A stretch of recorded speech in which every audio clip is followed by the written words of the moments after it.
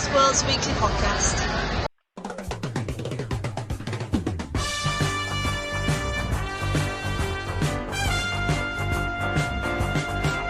Alright cockers, it's another episode of your favourite Darts World weekly podcast, and on this week's show,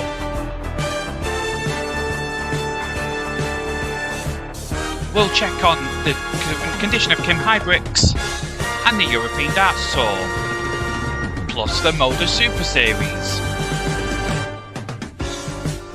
We'll also find out what's going on in your way on the open road. So let's introduce you to the Legion of Doom of Darts World. It's Harry and AJ.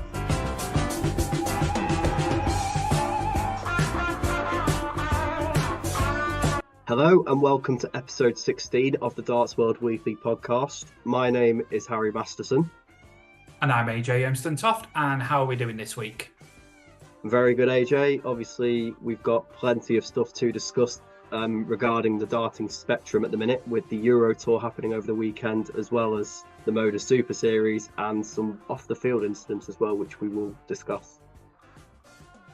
Yes, it's been a crazy old week looking at all the different parts, and I was playing Super League Darts. It was final game of the season in the Lancashire Super League. Our team, Swinton, came third, which was a fairly decent result for us. But we now plan and try and get promotion for next year. Fingers crossed you get that promotion next year. Thank you very much. Thank you very much. Yes, there's going to be a fair few changes within the team and with different things going on, but it's always another target to attempt for. Absolutely. So, as you mentioned earlier, it has been a massive week of news, and we should start with Kim Huybrechts.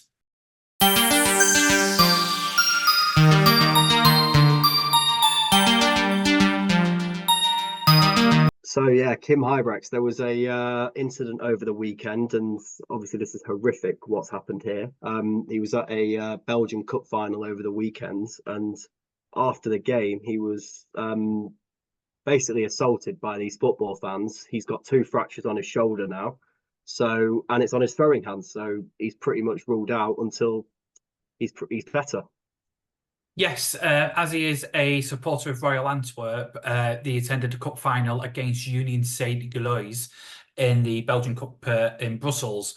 And as he said afterwards, he was making his way to the bus with his friend, and then was blindsided by a group of people and hit over the shoulder and head area with a motorcycle helmet, which has caused the 2 fractures or 2 breaks in his shoulder. I mean, he's, as positive as he can be, trying to get into the World Cup, but there's only 4 weeks, so surely that's not going to be happening. Yeah, I feel like with the World Cup being only in 4 weeks' time, I don't think that this is, as you say, this could be a bit of a stretch if he's going to be playing in that. Obviously, we don't know what's happened with this injury yet, so we're going to need he's going to need his doctors around him to be giving him a clearer picture of what's going to happen and within now and the future. And obviously, this is ridiculous in terms of the hooliganism within sport, because this is a player's career, and he's going to be losing out on numerous amounts of money from not playing in competitions. Yeah, I mean, hopefully, and we, on behalf of Darts World, we wish Kim Huybrechts all the best and get well soon and back on the hockey where you belong. But there has been similar incidences, well, not similar incidents in terms of football hooliganism, but where players have injured their throwing arm and have been forced to quit the sport. It happened to Eric Claris a few years ago, where he broke his arm in 5 places, and that was it, game over for him. And hopefully, touch wood, this doesn't happen to Kim. But yeah, I mean, it puts the World Cup not into a frenzy, but you've got Dimitri van den Berg ready and ready to go, and I'm sure it's going to be fine in terms of the event itself. But heart goes out to the Huybrechts family at this difficult time. Absolutely, as AJ said, we wish Kim Huybrechts the speediest recovery from this injury. Do you feel that with obviously he's saying that he wants to be at the World Cup within 4 weeks, do you feel that if he does play in that World Cup, he could be maybe making the injury worse by playing on it instantly? I'm no doctor, but I'm sure if you've broken parts of your shoulder, then repeating an action that puts a lot of pressure and movement on the shoulder will cause problems. But as I said, you've got Mike De Decker ready and willing to take his place, and I think Kim, just wants to be optimistic and try and get as best as quick as possible. But could be a long road, and it could be, it could take a while, but only time will tell.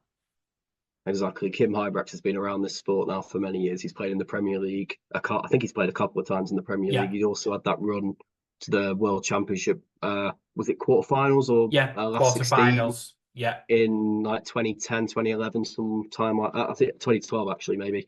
And obviously it's going to be a big miss not seeing him playing in any major competitions, and it's in my opinion, a really stupid reason as well. Like, I don't understand why these hooligans have even done this. Like, what did he even do?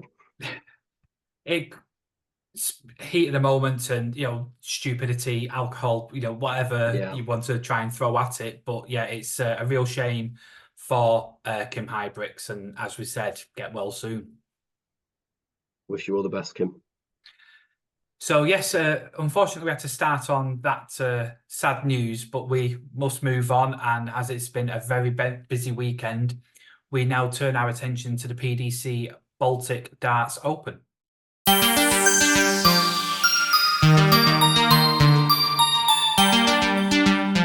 Yes, a tense weekend of darts, not just for the players, but for Harry and myself going into our final week of the Predictor Leagues, where, spoilers, our two picks for the win go to the final. I didn't even think of that. Yeah, they both reached the final. Obviously, Luke Humphries continuing what was a fantastic night in Leeds for him on Thursday, winning the night, and then he's gone and reached the final of the Baltic Sea Darts Open. But it was in fact Rob Cross that picked up a second Euro Tour title of his career. A fantastic win for him, and obviously, not giving any spoilers away, but I'm hoping that confidence of winning the Euro Tour can maybe benefit him winning in Sheffield on Thursday. Yes, well, for you, hopefully. But it was a great weekend of darts. Luke Humphries getting the 9-darter as well to boot. So it just goes to show these two of the Premier League 8 were certainly in great form going in. Yeah, absolutely. And you mentioned the 9-darter there. I think that's 2 9-darters in 2 years now on the Euro Tour for Luke Humphries. He obviously had one last year in the Hungarian Darts Open, and now he's gone and done it again, and he's done it in a final again. Yes, and a special shout to MODUS Razma, who had an excellent weekend, gets into the semi-finals with his new darts equipment from Mission, moving over from Unicorn. But yeah, they seem to be going very well for him.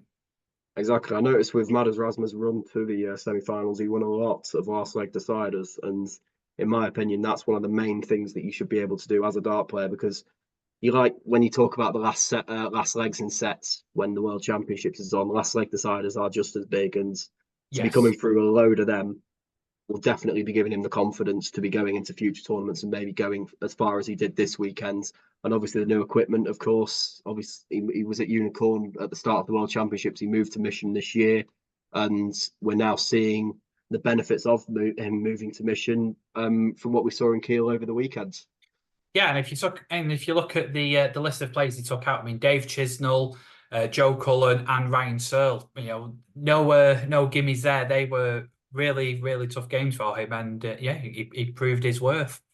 I think Dave Chisnell was the defending champion. I think it was the first ever event of this Euro Tour last year, and he won it. Obviously, we know that Joe Cullen has won numerous events on the Euro Tour in the past, and he was obviously Masters champion as well. And Ryan Searle, of course, fantastic. I think he reached the first 3 finals on the Pro Tour. So these are all top players, and fair play to Razzmatazz, the Latvian Razzmatazz. Indeed, and we can have a look now at how that's affected the rankings for the Euro Tour, and it is getting very, very spicy indeed. At the top, you've got Luke Littler at £62,500. Second place, Rob Cross with that win. Luke Humphries now in third. Martin Schindler's dropped down to fourth. Danny Noppert's moved up to fifth, with Ross Smith sixth. Gary Anderson's moved down the table to seventh, with Gerwin Price at eighth, and then Michael Van Gerwen at ninth, and then in Stephen Bunting in 10th spot with £31,000. So, but within that list, you've got a couple of the Premier League players, and then you've got some that have been in good form since late last year, and then you've got a few, up and coming players. Absolutely. You look at I think this is a bit of a different, you look at, if you compare the Pro Tour Order of Merit in comparison to the European Tour Order of Merit, surprisingly, there's actually more Premier League players in this top 10 in comparison to the Pro Tour. Obviously, the Pro Tour is a different topic of conversation completely, which we'll talk about again when they next come on. But in terms of the Euro Tour at the minute, Luke Littler's obviously won the two Euro Tours at the minute, which is why he's top, and obviously £30,000 for each win that he's got. I don't know if he's astronomically ahead in terms of the Order of Merit, but obviously there's still many more tournaments to go, and this is what gets you into the big tournaments later in the year. Definitely. And it's a good starting point. It's been a great tool for Luke Humphries to build up on, and it's been a great tool for Dave Chisnell last year, and I think the year before as well, where he was just a repeat winner. And I think once you can start doing it on them big stages in there, and the crowd, I've got to say, the crowd at that event were spectacular. Yeah, they're always up for it on the European. So I actually find it a bit of a shame that when you watch the Euro Tour coverage, whenever a game's not on, they've got like a bit like MODUS Super Series, they've got like a counter of all the best bits from the Euro Tour instead of actually being able to see what's going on in the crowd. I think someone said it on Twitter over the weekend, and I remember seeing it and thinking I actually agreed with what he was saying. And you mentioned the atmosphere that they can produce there, and it's a shame that we're not able to see it when the matches aren't on. Yes, bouncing. So that is the PDC Euro Tour, and now we divert our attentions to the MODUS Super Series.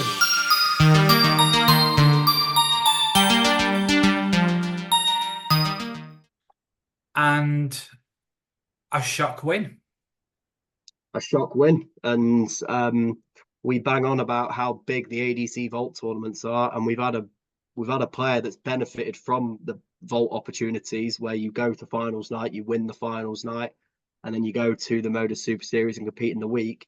And the winner of the Scotland region in the last Vault, Andy Davidson, is going to be playing in Champions Week. Yes, he's definitely hit the golden buzzer, winning this week and going into Champions Night, or Champions Week, should I say. Came out of nowhere, came out of left field, and watching the highlights and watching games where I can, he's definitely someone to be afraid of.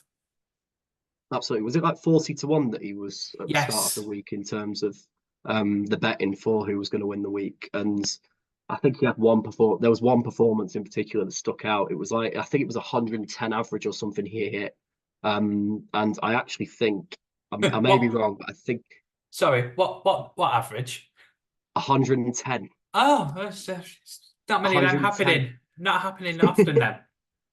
No, and I remember seeing it, and do you know what? Against the player as well that he did it against, you'd be thinking you'd need a sort of performance like that to be beating him. I think it was Scott Taylor that he produced that 110 average against, and obviously he was trying to get himself into Champions Week himself, because he is the defending champion from last series. Yes, and Andy Davidson, he did what he needed to do. He did indeed, and how? And some of the checkouts were phenomenal.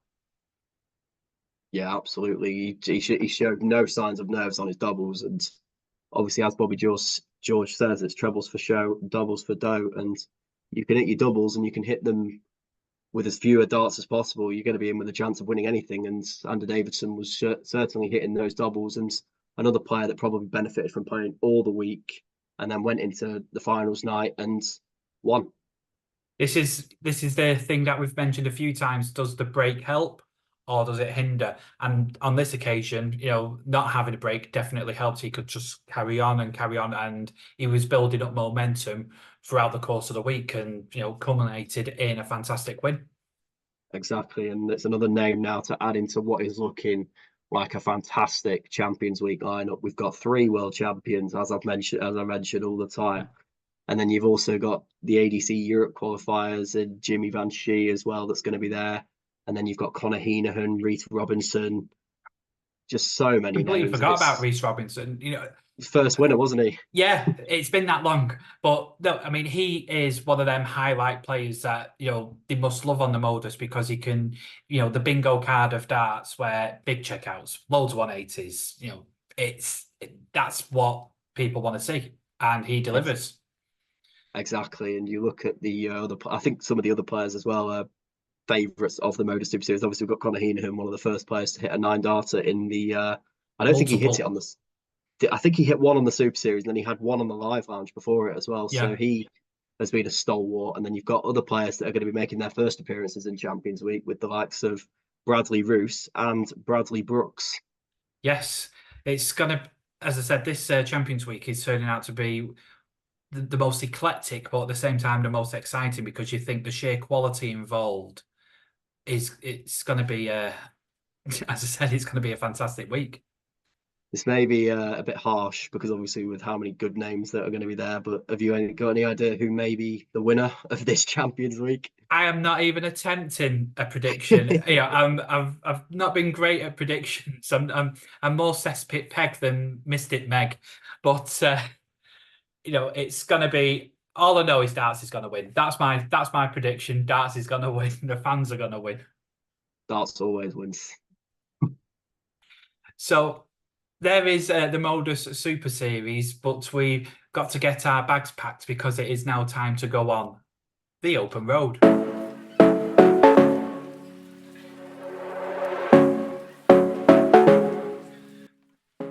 So now it's time to go through some events in the areas across the UK on the open road. And first one, entries are now open for the England Open.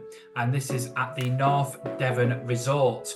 And you can go onto the England Darts or Tri Nations website and entries can be accepted there. £20,000 in prize money on offer over the whole weekend.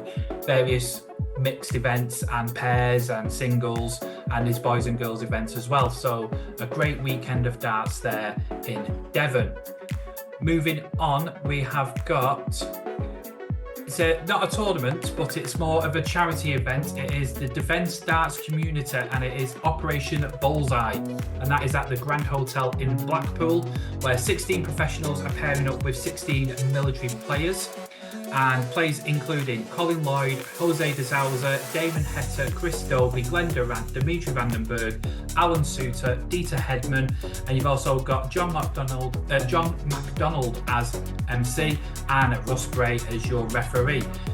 Tickets are £25 and it's open to military personnel. And there's also merchandise, raffles and auctions available as well. And this is on Thursday, the 11th of July at the Grand Hotel in Blackpool. This Friday, the 17th of May, you've got the Open competition at Tongue Moor. Guaranteed £100 to the winner, £5 entry fee. There's warm-up boards available. That's the Tongue Moor Conservative Club in Bolton. And it's tablet marking in place. So for those people who might not like the feel of chalk or pen, this tablet's available as well. To enter, you call Dave on the poster on the number provided. And we wish you all the best of luck there.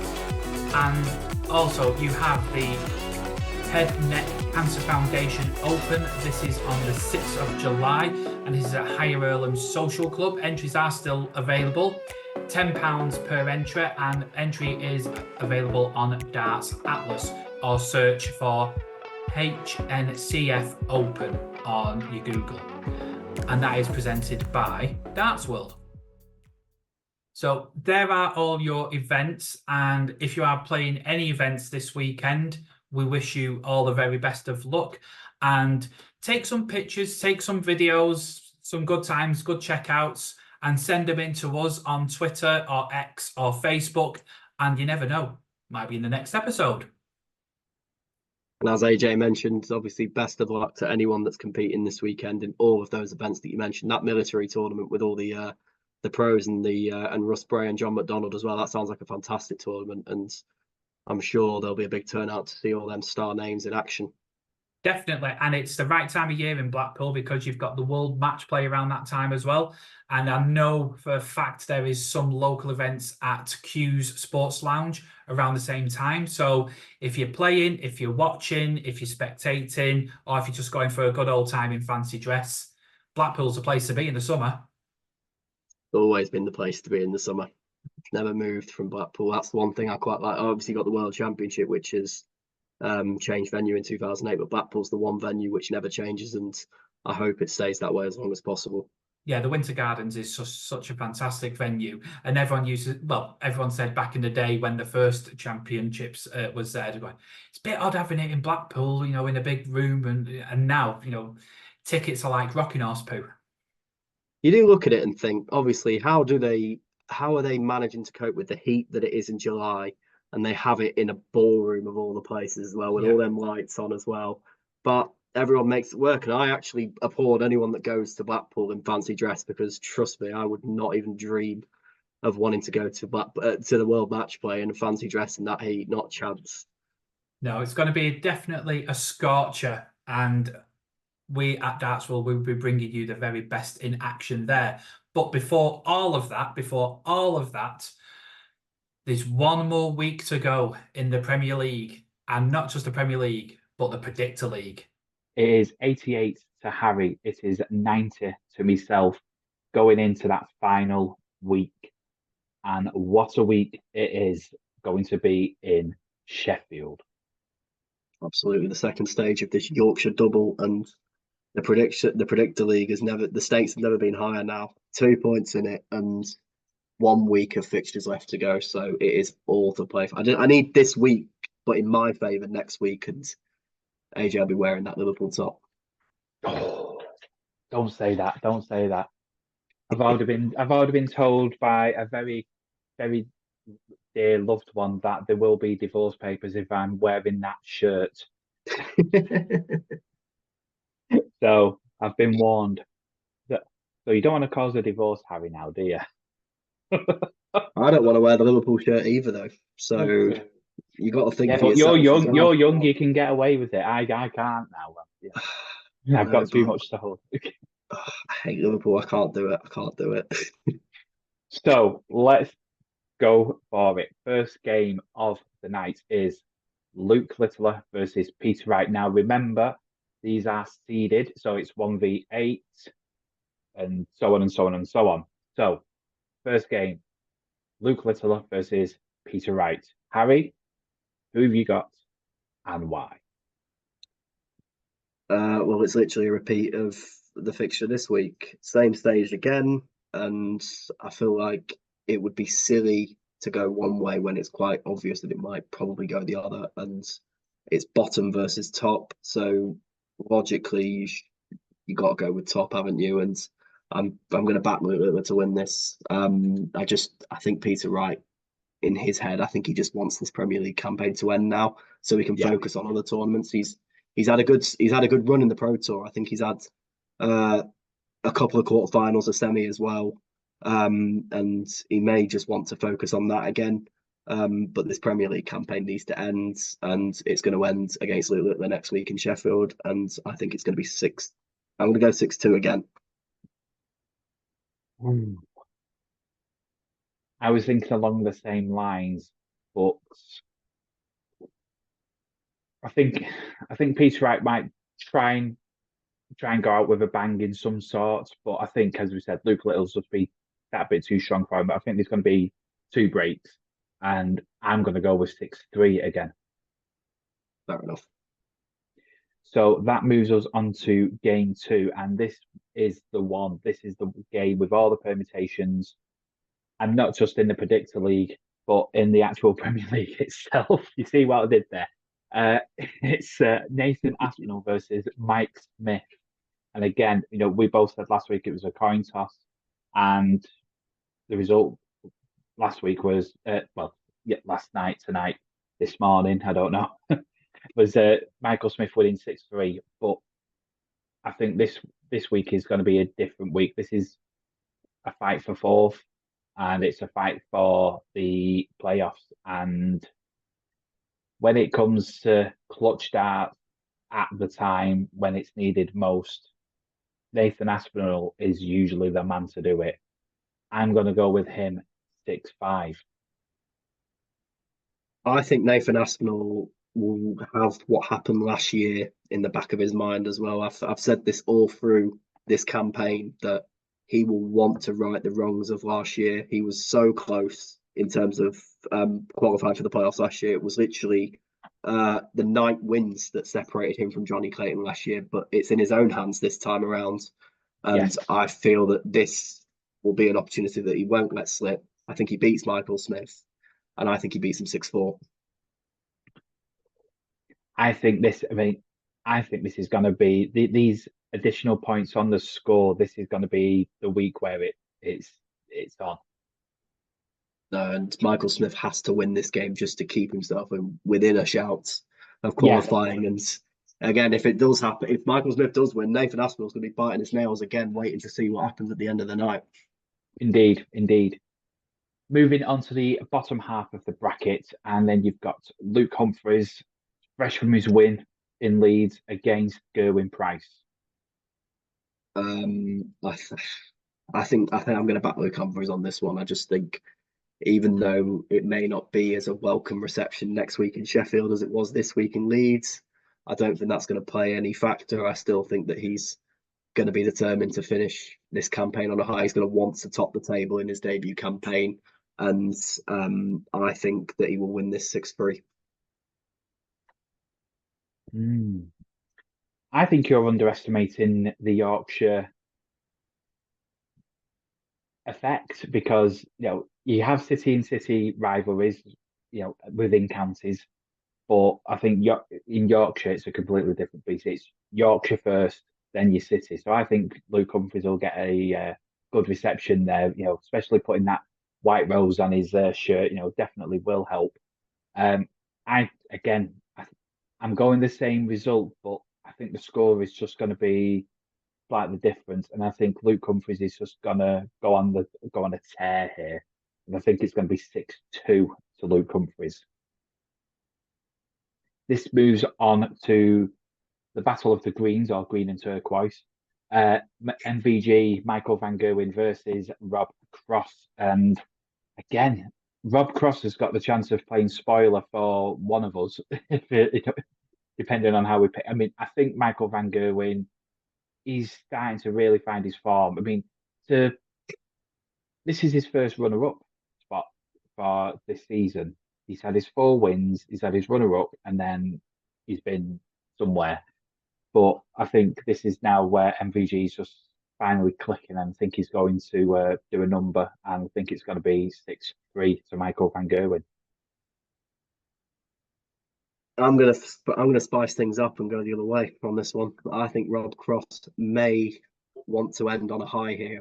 It's a bit of this is a weird stat, but I think the last since this format's changed, the final night has been won by a player that's not won a night before. Dimitri won the final night last year in Scotland, and the year before, I think who was the one player that didn't win a night? It was Michael Smith. He won in London. Everyone else in the first week, the first year of the new format, had won a night, but Michael Smith hadn't, and he obviously went and did it on the final night. And I feel that Rob Cross is going to want to end on a high. I don't know if he's going to win the night yet. I still need to make my mind up on that one, but I do think he will win this game because he has got the better of Van Gerwen a few times in previous nights. And I'm going to go with him to win at 6-5. That could be the one that could seal the fate for either of us.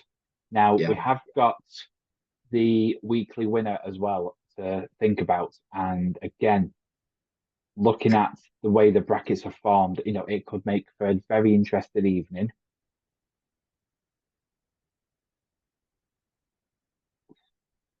Wow. I never thought I'd be this. Stakes have never been higher, have they? No, this is it. Blimey.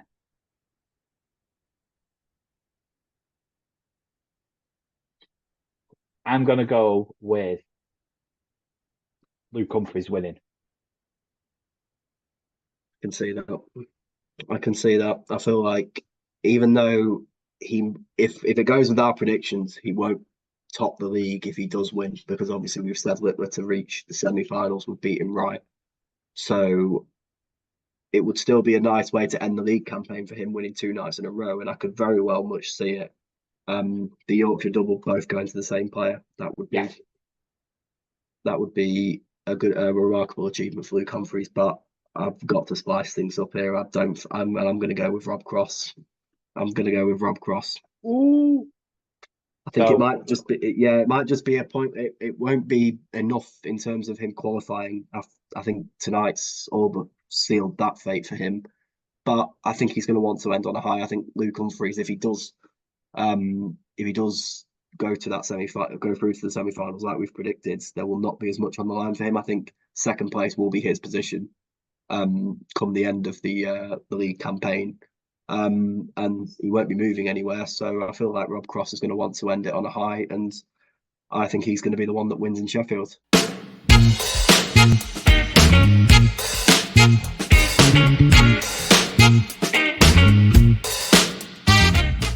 So there are our predictions. Some are bold and some are expected.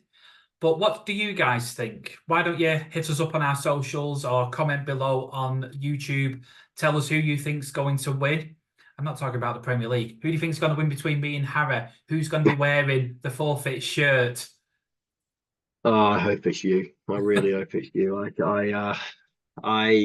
feel like, as I said in the last Premier League episodes, the last leg deciders is going to be the thing that does me in this Premier League Predictor League, and obviously I'm hoping that Rob Cross can save me somehow from wearing that dreaded Liverpool shirt, but who knows? And it remains to be seen what happens on that final night. Obviously, you guys as well, get your predictions in. Who do you think is going to win in Sheffield? Who do you think is going to be that final player into the top 4 as well, with that massive game this week between Nathan Aspinall and Michael Smith? That's the one.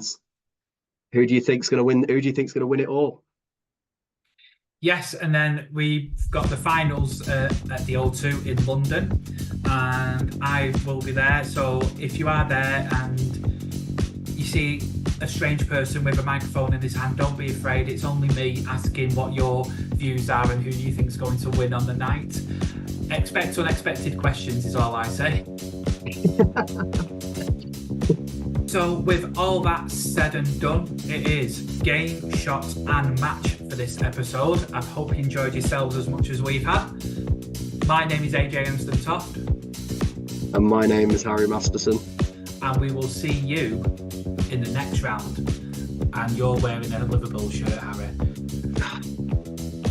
I'm not. It's all to be decided still. All the very best. In a bit, guys.